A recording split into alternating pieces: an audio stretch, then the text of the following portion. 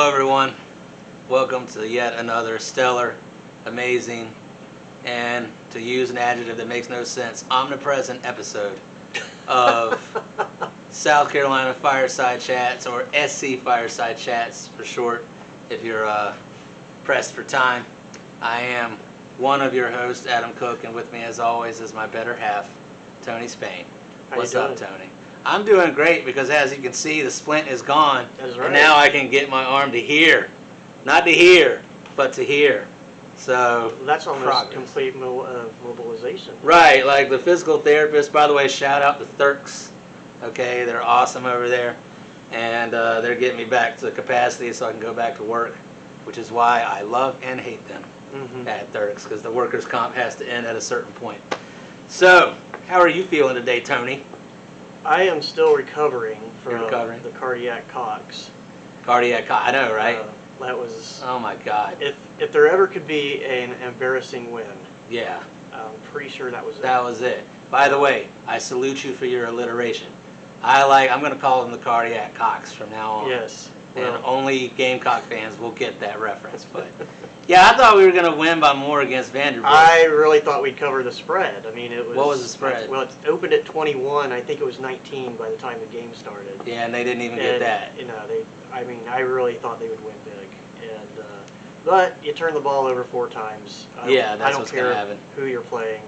Well, that sound in the distance. Lucky to win. Yeah, that sound in the distance is every bookie in America right laughing their butts, because we can't use curse words around here. Actually, I'm going to use asses.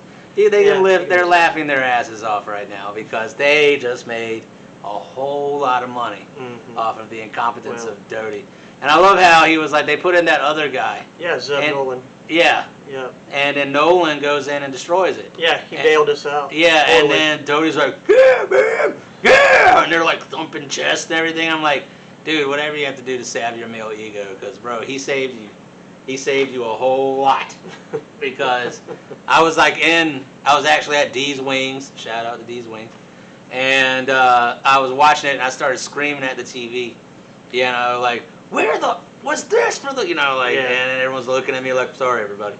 Yeah. I get a little passionate. Right. You know, it reminds me when I was living up in New York City, and I'm in Greenwich Village, around the NYU area, and I'd go to bars around there to watch the game, and everybody would look at me like I was a psycho, because I kind of was. Yeah. Because I'm screaming at, like, I'm at McDougal's Ale House, or this bar called 1849 on Bleecker Street, and I'm screaming at the television, and they're like, "Why, man? What's wrong?" I was like, "The Gamecocks!" And they're like, "Who are the Gamecocks?" And then I would get even angrier, man. So anyway, that's enough pleasantries. I really thought they were going to lose in the fourth quarter when they got the last interception there. Oh my God! I was like, this game's over. Oh my God! I was like, I was ready to make the claim of so who's the worst team in the SEC? Find out November 13th, because that's when we were going to play Missouri. Oh yeah. Yeah, and I'm pretty sure we'll probably lose that game anyway. But I kind of hope we win, and I hope we lose, because my girl is from Missouri. Yeah. So she needs a little bit of good news right now. But at the same time, I won't be mad if they win too. Right. Well, I said they'd win 4, and we're at 4. We're at 4. So my expectations have been met. That's it. We won 4. We won 4. Okay. Yay! Hooray! So that's enough pleasantries. Yes. You know what really makes me laugh? What's that? Is the state of the infrastructure bill. Oh, bills, if you want to call them that. Yes. Because of course this is all based around this idea that infrastructure is now like clouds and puppies, and the smile on every baby is now infrastructure. Yeah. So I think it's stalled out. I don't think they're ever going to get anything. No? I don't think. Well, I saw Biden conceded that he's not going to get his $3 million or however. 3.5 trillion, I think. I'm sorry, trillion. Yeah. I wish it was million. Just a couple more zeros. Yeah, no big deal. No big deal. We're just destroying the value of the world reserve currency. Oh yeah. No big deal. No big deal. The dollar doesn't need to be the stable currency of the world. That's not important. We're never going to default. Yeah, that's not important at all. Never. Yeah. So. Duh. So I honestly wonder if they're actually going to get anything at all. To be honest, because I think the progressives are going to destroy it for them. Yeah. Because I think the longer that it goes on, the worse the chance they have of getting it done. Yeah. Because people are actually starting to find out what's actually in the bill. Yeah. And they're not very happy about it from the polling that I've seen. Yeah. So, and you can tell they're getting desperate because now they're following people into bathrooms. Yeah, what's up with that? Well, they thought they were. It's like, to me, the same thing as like one of these left-wing types, sticking their hand in a drum of cement and blocking traffic. And they're thinking like, yeah, this is going to get people on our side. I'm going to stop them from being able to get to work. Oh, you mean like the PETA protesters that I saw one time outside of a KFC during my lunch hour? And I was like... Wait, where did you see that? This was in D.C. when I was stationed at Fort Meade. Oh, wow. And I was like, oh yeah, KFC, that's a great idea for lunch. Thanks, PETA. I can do you one better. Because back in the day when I was living in New York City, shout out to Sean Conley because that was my buddy I moved up there with. We're walking to Broadway Comedy Club to do our thing. And we saw PETA outside of KFC protesting, right? And so me and my buddy, I turned him like, hey man, are you hungry? He was like, I could eat. So we go in there and we order the barbecue boneless wings. And then we order them to go, of course. Yes. And so we walk out eating the boneless wings, okay? And dude, everybody inside and outside of KFC was giving us like a standing ovation. I'm not even kidding, man. And then we get out, and they're like, people in the restaurant are like, oh my God, look what they're doing. And they're like, yes, yes. Then we get outside. People who were watching the PETA protest are like, oh my God, that is awesome. And then one of the PETA people was like, oh, come on. Come on. And we're like, what? And we have like barbecue grease all over our mouths and everything, which we left on there to make the point. Right. And as we're walking away from the whole thing, it being applauded. Okay, it's like something out of one of those '80s John Hughes. What's his name? John Hughes movies. John Holmes is the porn star. John Hughes is the guy who did all those movies. Breakfast Club. Breakfast Club. Thank you, guest. That's not supposed to be here yet, but cool, good. Thank you. Yes, Breakfast Club. And by the way, I lost my virginity to that movie. That's why, even though I hate John Hughes movies, that movie has a special place in my heart because the girl I did it with was in the John Hughes movie, so I had to sit through it. It was all right. The ending was awesome for me, no one else. Yeah. But anyway, so we're walking away from the PETA protest to a standing ovation, okay? And then this guy's handing out literature, and he hands me a pamphlet and goes, choose compassion! And then we use it to wipe our mouths. And then we crumpled it up and threw it in the trash. And I just want you to know that I had a magnificent boner at that time. It was absolutely incredible. I enjoyed it. I made a difference. I changed the world. Me and Sean Conley, we did it. There you go. So, thank you for bringing that up because I love telling that story. Well, there you go. I love telling that story. I'm glad I could oblige. But yeah, like the whole infrastructure thing is like, oh, we're gonna follow Sneem into the bathroom when she needs to relieve herself because that's gonna make her want to support our agenda and everything. It's not very persuasive. No. I want any one of these people who actually is supporting all this infrastructure stuff to follow me into the bathroom. I promise you, I will drive you out in 30 seconds flat. Okay, when I tell you, like, you don't want to hear, even if I'm just in there taking a leak, you don't want to hear it or smell it. I'm telling you, I will drive them out of that bathroom before they even get a chance. And I'll tape it. Go ahead and tape it. I'm that much of a sick perv. Tape it. I will love it. Well, we already knew that. Yes, we all know that. Yeah. We all know that. I'm sure, the people who do watch this show, they already know I'm a pervert. So it's not really like they're learning anything new. But anyway, what really is also really funny is, not funny, but funny in an incompetent sort of way, is the whole supply chain problem, and all that. Apparently, because we've already had supply chain problems like toilet paper. Right. Some old Instagram page where there's like, all the toilet paper is gone. And then now, like, we're having empty shelves again, and all this craziness, Yeah. I blame capitalism. I don't know about you. No, I'm just kidding. I was waiting for the explanation. Yeah, I was like, no. I blame the morons in charge. But yeah, like, what's really funny about all this is like that politician. I'm using quotation marks for a reason. Buttigieg, all right, By the way, your name sounds like, a German word for crap in your pants. Mm-hmm. I call him Butter Biscuit. Yeah, there you go, Butter Biscuit. That's it's good. It's just like easier to say. Yeah. But Buttigieg, it sounds like it's like, oh, I Buttigieged myself. I crapped my pants. So that guy has been gone on 2 months. I thought it was 3. Isn't it 3 2 months? or 3 months. 3 months. Whatever it is. But anyways, he has been missing in action. Yeah. He's missing in action during one of the worst transportation and logistical crises absolutely in the history of the country. Yeah. And he's on maternity leave because they you can go with maternity leave for that guy. It could be paternity leave, maternity leave. They adopted both a child. So neither one of them was Yeah. actually in labor because they're both males. But now they have to have leave. But they have to have maternity leave. Well, I figure one of them would be the stay-at-home husband. Yeah. So doesn't he have that covered? Well, while we gotta be Buttigieg equal. takes care of this actual crisis which is affecting babies around the world. But it's just you took the job knowing what you're getting into. Right. And now you went 3 months off during one of the biggest crises that's affecting your department. Yeah. It's just I don't know. Well, I can't. On the one hand, I would expect people who go into that job to be obsessed with their career to the point where they drive their family away. Isn't that what you're supposed to do? You're supposed to cause resentment within your family because you're so obsessed with your career. Right. That, you got to do the job and then you stay home and take care of the children while I go out and be a big shot and everything like that. How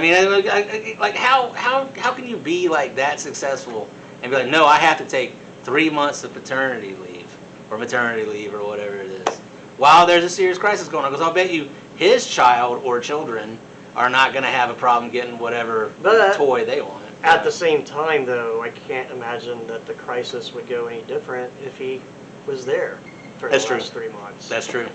So I don't. Maybe actually it's like whenever the government shuts down, I was like, good. Yeah, they're not screwing everything up. Never really was concerned about a government shutdown. Yeah. Well, yeah, maybe you're right. Maybe the more Buttigieg stays at home, the worse it is. But all I'm saying is, it's just like when the president, and it doesn't matter which one it is. Yeah. Because they've all done it. They're on the golf course. Right. Although I don't know if Joe Biden is capable of playing golf, but I don't know that. Well, he has to make sure to bring an extra pair of Depends. But anyways, they always give him crap about being on the golf course all the time. Right. And I'm like, keep him on the golf course. Yeah, exactly. Go play more golf, please. Yeah, the more golf he plays, the less he can. You can't screw anything up while exactly. you're playing golf. There you go. See, that's why we do this thing together, because we complete each other's thoughts. We're like a politically married couple. So, but all I gotta say is, it's a very scary thought, and Shauna's gonna cut my throat for that. But it's okay. Okay. By the way, Shauna, we love you. So I am gonna end it by saying I think that Pete is a piece of Buttigieg. That's what I think he is. Because he crapped his pants. Whatever. I get it. Anyway, you get it. You get it, everybody. You get it. We're going to move on. We're going to move on from that. You know what I find to be really a piece of Buttigieg, or people who are pieces of Buttigieg, is the Loudoun County School Board. Yeah. Have you heard about that? I've heard a little bit about it. So basically what we got is, can fill in the blanks. Fill in the blanks, or the cracks in my story. So basically you have parents that are mad about COVID mandates and mask mandates. And critical race theory and all that. I forgot the CRT. Yeah. And they're going to school board meetings to basically protest this stuff. Right. Okay. And then the Department of Justice is... They're going to attack them now. Is like deploying the FBI. Yeah, they're sick in the FBI. Investigate them as domestic terrorists. Yes. Did I miss anything? Well, there's one thing. Do you remember?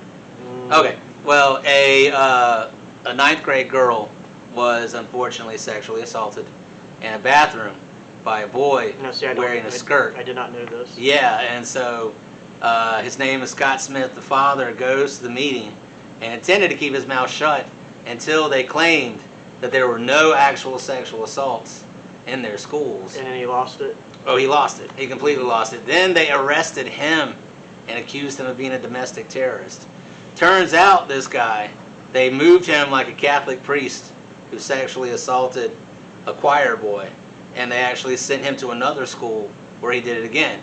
He wore a skirt to walk in to a girl's bathroom, and then he sexually assaulted another girl. And they tried to cover it up by saying, "Oh, there's no, alleged sexual assaults," even though it's on file that this kid has had these charges filed against him. And so the guy brought it up and lost his mind, and then some left-wing activist was like, "You're being transphobic." He's like, "No, my 9th grade daughter was raped." The facts don't matter. Facts don't matter. Right. That's what the party of science says. The facts don't matter. It's about feelings. That's right. Because we care about science. So that guy got arrested for it, and now it's out though. And now it turns out there have been more sexual assaults throughout the school district that they were covering up. So it's not really funny as much as it's tragic. It is. I don't know. And to me, it seems like the left always does this. They always overplay their card. Oh yeah. And they've really overplayed their card with the school board stuff, because they would have probably gotten away with a lot of their initiatives and stuff that they wanted. But when you start messing with people's kids, right? They don't take well to that. Mama Bear is coming out. Yeah. Well, imagine if you're scared of a bunch of suburban parents. How much of a little weakling are you when you're afraid of suburban parents? These people generally don't do this kind of stuff. Well, they don't generally do this kind of stuff. But again, when you start messing with their kids, they're going to come out of the woodwork to protest this. Absolutely. And I don't know when or how it ends, but you want to call them domestic terrorists now? Yeah. That's like, that's bad juju. That's where things start going into really, really bad, dark places. Yeah, people are actually saying that one of the reasons McAuliffe and the Virginia governor's race, it's like basically a dead heat now, and a lot of it, and this is in like it's like that's Virginia, traditionally blue, or has been for several years now. Well, this is exactly as you said. They're overplaying their hand here, and it's really sad. What's really messed up about this is I honestly don't think either proponents or critics of CRT could tell you what it is, but I think people know that it does suck. Right. It sucks a lot. So, I'm not even 100% sure that I know fully of what it is. Yeah, I don't think. I don't think Ibram Kendi knows what it is. Yeah. That guy doesn't know what it is either, man. But race hustlers are going to race hustle. That's what they do. There really isn't anything you can do about that. You asked how it might end, though. And I think maybe the guy who's going to save us, once again, is Dave Chapelle. I think Dave Chappelle is going to save us all. I stand with Dave Chapelle. I stand with Dave Chappelle. I do think he's like the best comedian in the past 20, 30 years. I'll say he's probably the best comedian of my lifetime. Yeah. I can't think of anyone better. Yeah. And obviously there's different styles of comedy. So, but just overall, I think he does what comedians are supposed to do, which is talk about the uncomfortable subjects and find the humor in them and make people laugh about it. David Zucker wrote an article about it in the New York Post I just read today. But he's like, no, comedy's not dead, it's just everybody's scared. Right, and that's Everybody's true. afraid. Yeah, because, they don't want to be canceled, and David Chappelle's just like, you can't cancel me. Yeah, go ahead, try to cancel me. So, and I loved his statement the other day where he's like, Twitter is not even real. Yeah, it's not real. And he's so right, it's not. I actually am proud of myself. This is me maturing as an adult and everything, but I used to troll people on Facebook. I'm sure you saw it. And I don't do it anymore because one day I realized, look, I can make fun of everyone for freaking out over something which is not real. Right. But at the same time, excuse me, I'm talking about it. So therefore they got me. I sounded like Rick Sanchez there for a second. But I can make fun of that, but at the end of the day, here I am giving oxygen to the left-wing echo chamber circle jerk, which is social media. So one day I was like, you know what, I'm done. I'm not doing this crap anymore. I'm out. And I've never been happier. The sky is bluer, the birds are chirping, the air just smells sweeter. I feel better about just deciding, you know what, I am done with social media, except for keeping in touch with people. That's the only thing. Which is probably the intended purpose of it. Right. With, so. Right. So I'm happy about it. But Dave Chapelle, also, I gotta compliment Netflix. Mm-hmm. They're standing by him. They are, and I was actually surprised by that. Yeah, I thought they were gonna back down and chicken out, but maybe they learned their lesson from Cuties or something like that. Like, maybe you need to show a spine, right? And realize that you gotta. Sometimes you just gotta draw a line in the sand. Even though I think that was the wrong thing for them to draw a line in the sand on. Right. But God, what a disgusting movie. Never watched it. Yeah. Why? Because I'm not a child perv, so I did not watch that movie. But I do hope they stand firm. They're actually trying to have a walkout over all this stuff. Well, I read this morning, I think, that a few employees were fired. Yeah, because they leaked all this information. Okay. Yeah. They violated the confidentiality agreement that all the employees have to have. So to Ted Sarandos, I hope I pronounced your name correctly. Stand firm, my friend, because there's the vast majority of America is with him and Dave Chapelle. Mm-hmm. They want to see them stand firm. But this cancel culture stuff is whenever I get this history pilot show, Wrong Side of History, done, I am copywriting it up and down, man. I'm telling you right now. Cancel culture is probably about to die when Bill Maher is right on both sides of the aisle. I know. If I'm agreeing with Bill Maher and you're agreeing with Bill Maher, something's not stirring the Kool-Aid. That's right. I mean, what the hell? I can say hell. What the hell? Yeah, because I can't say other words because Tony knows better than me. But I'm just saying, this needs to end, and I think it will. I think Dave Chapelle is the first real shot across the bow, and then once he survives this, everyone else is going to go. Well, if he can survive it, I can survive it. Exactly, which is why I'm copywriting and then we can my get back idea. to comedy. Right. Exactly. That's why I'm copywriting my idea the second the pilot is done. Yeah. So that way I at least have that leverage. Like, look, if you want to cancel me, fine, but I'll go somewhere else. Right. Or even if you drop me off the show, you still got to pay me. That's right. So that's how I'm going to handle that. So, anyway, Dave Chapelle, we love you. Keep fighting the good fight because these people are fascists and they need to be stopped. So now, if you're new to the show, I'm going to tell y'all, but if you've watched it, you know what I'm doing. We're going to do a little game called Headlines, where I give Tony 4 real headlines and 1 fake one that I wrote because I'm such a comedic genius. And we're going to see if he can find out which one is fake. Are you ready? I'm ready. All right, so we read them all out one time, and then we read them again, and then he picks them out. All right, so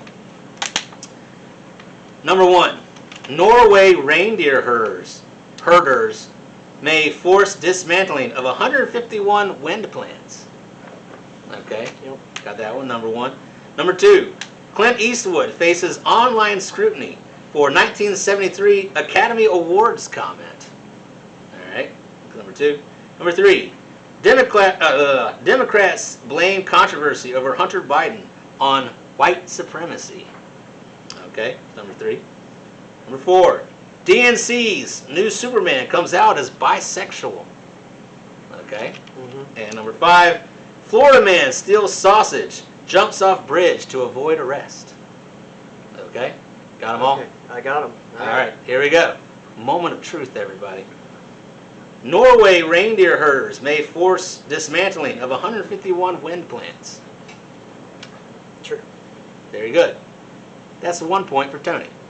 Number 2, Clint Eastwood faces online scrutiny for 1973 Academy Awards comment. Yeah, that's true. Yes, you're doing good. Number 3, Democrats blame controversy over Hunter Biden on white supremacy. Well, if there's anything that we've learned over the last 6, 7, 8 years, everything is white supremacy's fault. So I'm going to go through. Nope, that one's false. That one's false. I made that one up. Well, that's pretty good. Because this is why the Babylon Bee does so good. Yes. Because, by the way, the interview he did with Emma Green was hilarious, the guy from Babylon Bee. He's like, why is this funny? What do you mean, why is it funny? It's but see, again, they do stuff like that all the time, and it gets fact-checked by people because they're that dumb. But anyway, number 4, which is true, is DC's new Superman comes out as bisexual. I knew that one was true. Yeah, I agree with Jason Lee from Mallrats. I'm not worried about who he bangs. I'm more worried about wouldn't his ejaculation go through them like a shotgun? Because it's Superman. All right, that's more important to me personally. Because I'm a creepy perv. And number 5, of course, this one's true. Florida man steals sausage, jumps off bridge to avoid arrest. See, that was the one I was going false because it just seemed too real. Yeah, I know, right? And it's too real to be true, but unfortunately, it is. So, we're going to move on to our guest for the day. Okay, I've known this guy for a while. He's a very funny comedian. He tours all over. He's out there, you know, keeping the comedy game rolling, keeping the, you're talking about like making fun of all kinds of crazy, uncomfortable stuff. This guy does it better than anybody. He's a really funny comedian and someone I'm proud to call my friend. Let's bring out Mr. Robert Taylor. All right. Yeah.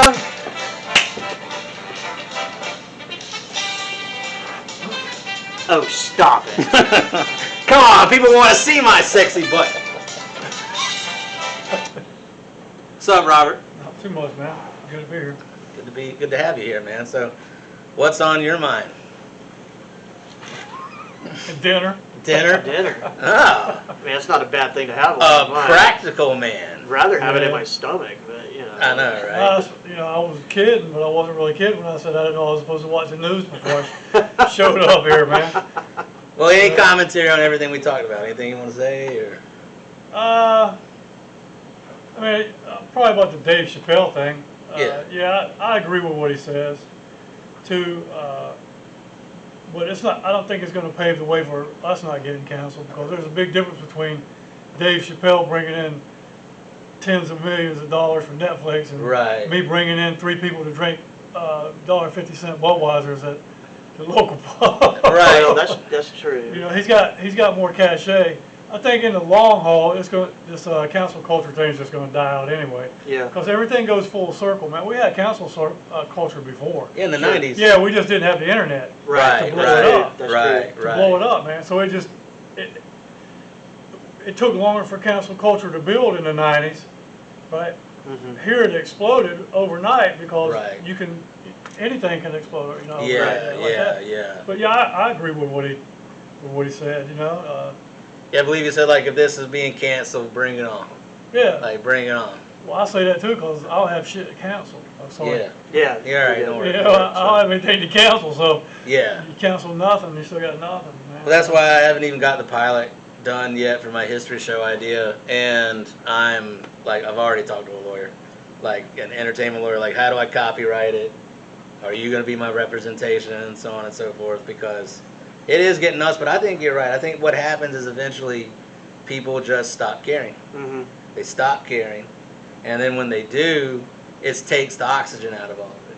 Yeah, well, everything has a life cycle. Yeah. Everything. Sure. You know, even the Beanie Babies and all that kind of crap. Everybody jumps on board. Yeah, well, it's like Cabbage Patch Kids. Yeah. Right? Or what was the hot topic or the hot toy item, the Elmo thing?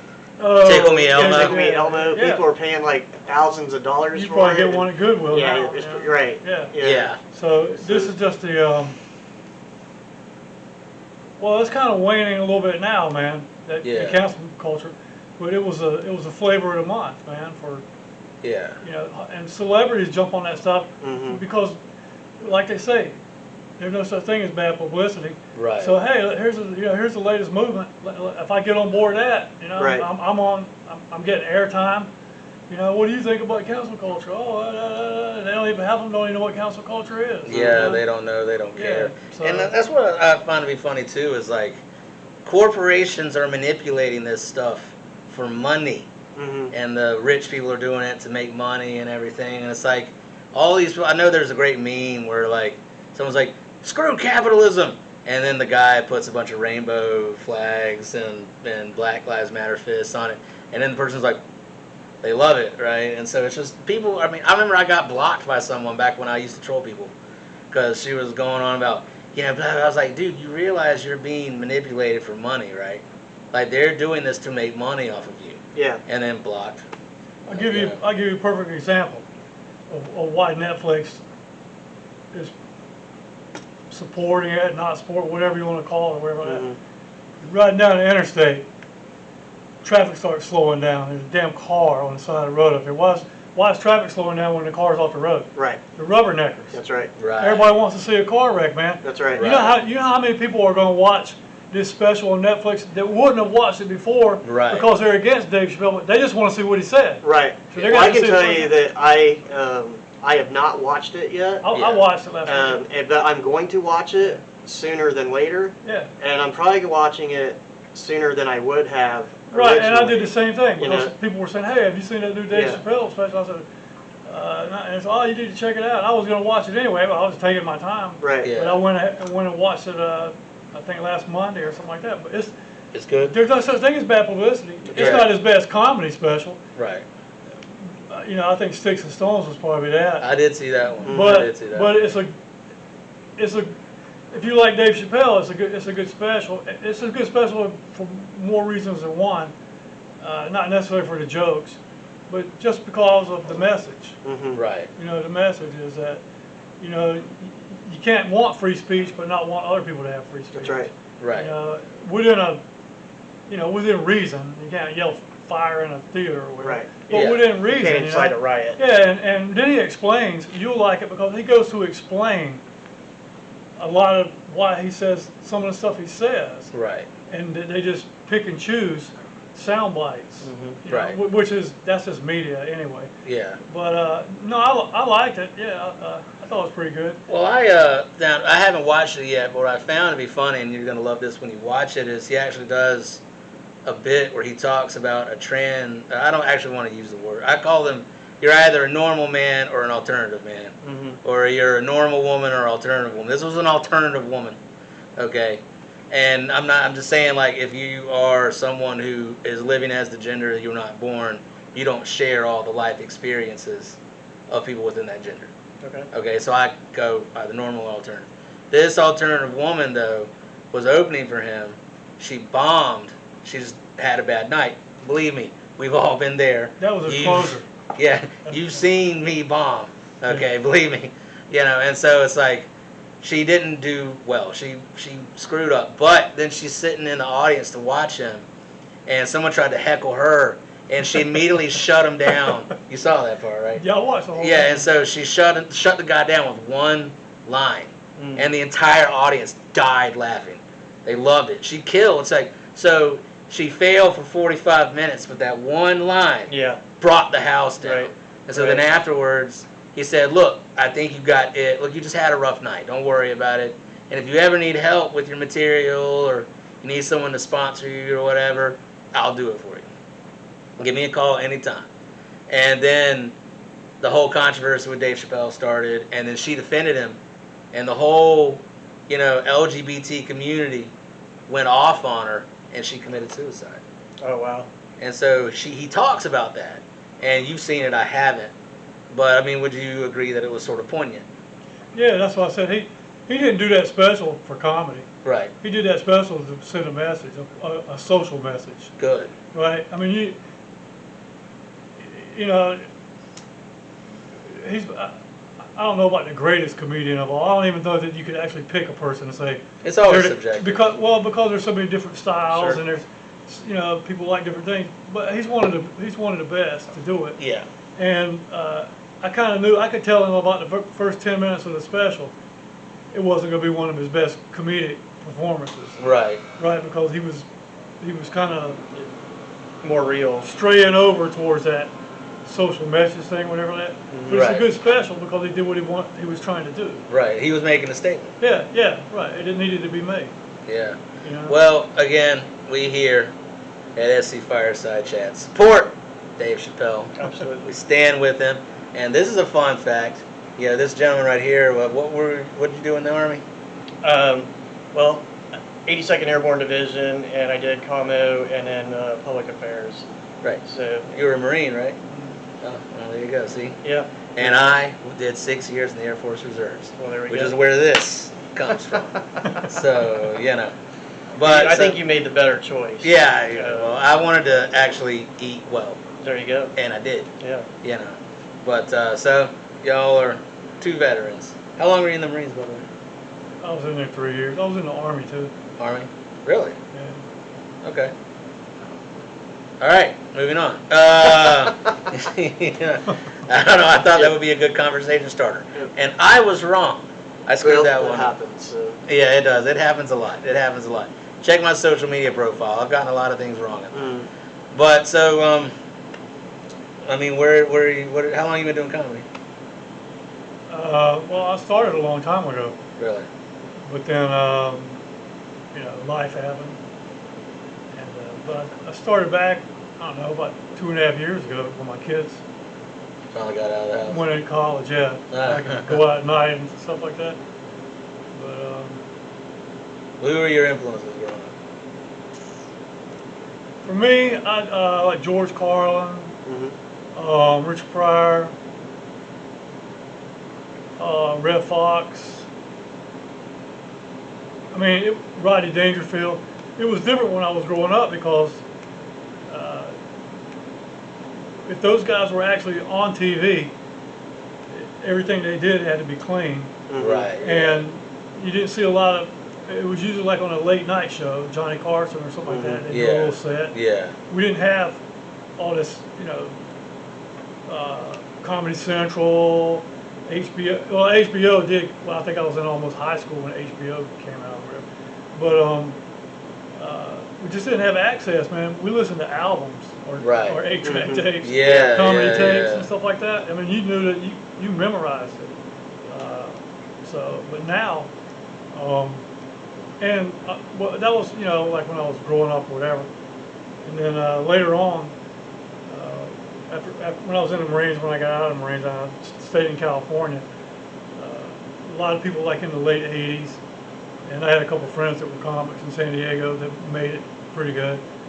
But especially a lot of those guys from the late '80s into the early '90s and stuff like that. It's like another whole wave, like Norm Macdonald, Greg Giraldo. Yeah. The guys that could write. Rest in peace to both of those guys. Of them, yeah. But, who did you know out in California? I mean, I know a lot of people. Well, one of the guys, our former wives worked together at the Gap as managers. A guy named John Payton. He was coming up. He ended up while I was still there. He would always give us passes to the shows and stuff, and I'd go hang out. He opened up for Little Richard twice on Even Naked Improv. He hosted that show. Oh wow! Yeah, he was big. He ended up being Carrot Top's opener for years in Vegas. Really? And John actually had his own Vegas show with the showgirls and stuff. Yeah. And he opened and owned the comedy club that was at the Hard Rock Hotel. Really? Yeah, but he lives in Honolulu. No, he lives in Maui now. He promotes a show over there. They do like once a month. But he sells real estate and stuff like that. But I was talking to someone the other night. I said, man, when you talk to people and they're like, oh man, who are your influences? Who do you like in comedy and all that stuff like that? Everybody names the big names off the TV. I said, but I could name guys and women that you've never heard of. Yeah. But if we had cell phones back then, I could have videotaped them. Yeah. These people because I used to hang out at the Comedy Store in La Jolla a lot, and I'd go up to a Comedy Store in LA every now and then. But you'd see it, and they'd come back and forth, some of the local guys.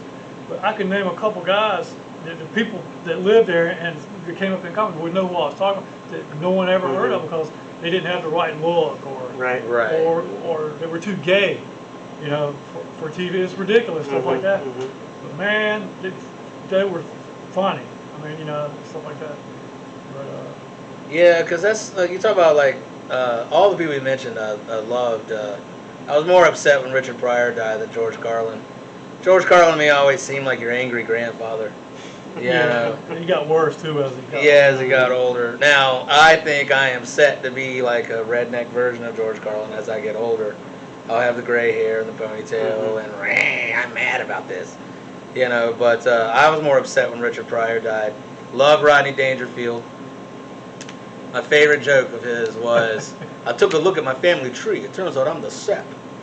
I used to watch that Rodney Dangerfield special with my grandmother. Yeah. Wow. She loved it too. And because when HBO came out, I'm talking about, well, this isn't when it came out, but this was probably late 70s, right around. I think I was still in the Marines, or maybe I just gotten out, so it was early 80s or something like that. And Sam Kinison, that's where Sam Kinison got this. And Sam Kinison was on one show, and they did a little skit or something like that. And they didn't censor HBO. They still don't, but that was a big deal back then. Yeah. Places that they actually, where I grew up, they petitioned and banned, got them, the local cable thing to ban HBO where I lived for a long time. Oh, wow. Because it was, they were promoting rumors that HBO showed porno and all that stuff like that. But I'll never forget watching that Rodney Dangerfield special with Sam Kinison when they did some skit, and I don't remember what the whole thing was. I could probably find, but the punchline was Rodney Dangerfield said something like if you don't do this, you're gonna be on the street sucking dick for beer money. And my grandmother almost rolled off the sofa. She was laughing so hard. I'll never forget that on there. Yeah, that was probably like my first show I ever did was at the Comedy House Theater when it was still over on St. Andrews, and the guy who was headlining was this guy John Fox with the 2 or 3 X's after at the end of the name, and he opened up for Rodney Dangerfield. He was his designated opener, so he'd do 3 months with Rodney Dangerfield. And this guy though was like a major alcoholic. Like he would sweat alcohol because he would wake up in the morning and drink whiskey with his cornflakes, and like he was actually like, I go backstage and I'm in the green room and I'm freaking out like, oh my god, and he's like, hey kid, how long you been doing it? And I was like, oh, actually this is my first time. He starts laughing and like, ha ha ha, take your lumps kid, take your lumps. And he was like, well, tell me one of your jokes. And so I told him, like, blah blah blah blah blah, and I tell him, he's like, yeah, that's funny, that's good. You know what, kid, you look like Adam Sandler if you woke up in a ditch. And I was like, okay. And he was like, hey, that's funny. You know what? You should open with that. And I was like, okay, man, you're the guy doing 3 months with Rodney Dangerfield. I'm assuming you know, right? And so I went up there and I started with that. Yeah, a guy backstage told me I looked like Adam Sandler if he woke up in a ditch. Fuck it. I didn't say it. Huge laugh, man. Brought the whole house down. And then there was this wave of, and then the rest of the set went great. Nice. Second time I went up, I died hard, but I will never forget that first set, and like I still use that joke to this day. So thank you, John Fox. I don't know if he's still alive because again, his liver probably killed him at some point. He's like, look, you and me are going down together, and now's the time. But he was awesome, and he opened up for Rodney Dangerfield, and talking about Red Fox. His joke, I remember, was like, I had this woman go like, oh, can you have sex with me? He didn't say that. Can you have sex with me and hurt me? And I was like, damn right. So I had sex with her and hit her in the head with a brick. And it was like, that's like, you could never do that now, though. Yeah. Because people would consider it to be a little messed up. But anyway, I mean, anything you want to talk about? Anything you want to promote? What's your... Got any shows coming up? Yeah. Well, here locally, there's Mike Garrett show at Uncle Fester's on October 28th. Isn't that on Sunday? It's a Thursday. Oh, Thursday. Yeah, it's a Halloween show, but it's on Thursday. Okay. It's supposed to be a dark comedy show Oh. on there, but it's next Thursday, and I'm going to Atlanta Wednesday. Where are you going to Atlanta? Laughing Skull? Laughing Skull, yeah. Oh, I've heard of that spot. I heard that's a must-go spot Yeah, I'm in Atlanta. doing 4 minutes there. How'd you get on that? You submit, and Oh, God. and they book you or whatever. Cool. Yeah. Anything else you want to promote or talk about, or you want to comment on my gut? Feel free. No, I think it can't. The camera Camera probably is has documented. It's documented, right?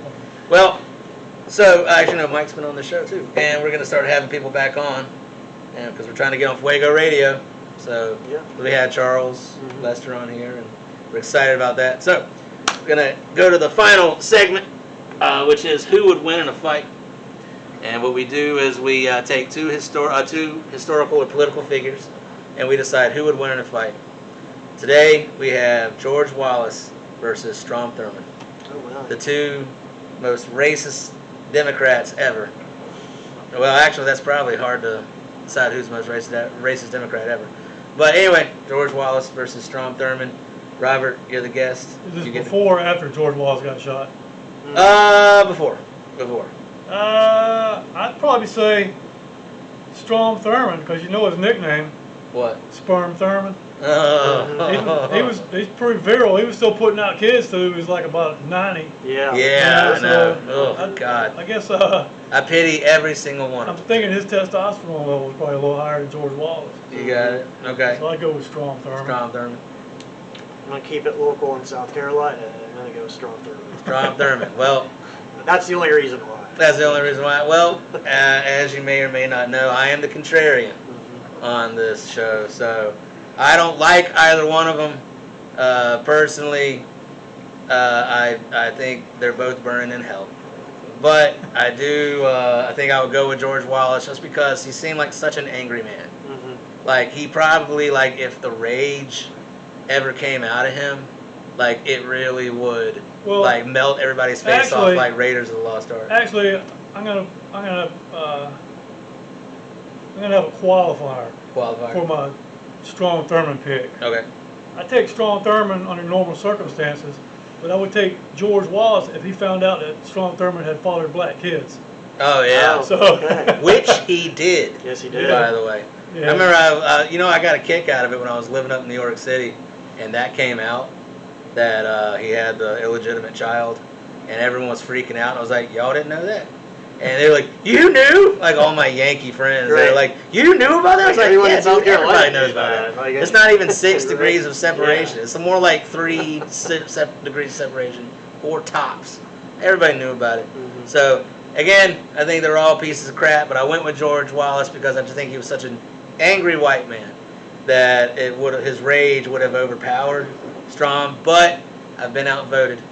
So apparently Strom Thurmond wins because, just like when he was running for election, people will support him because he may be an asshole, but he's our asshole.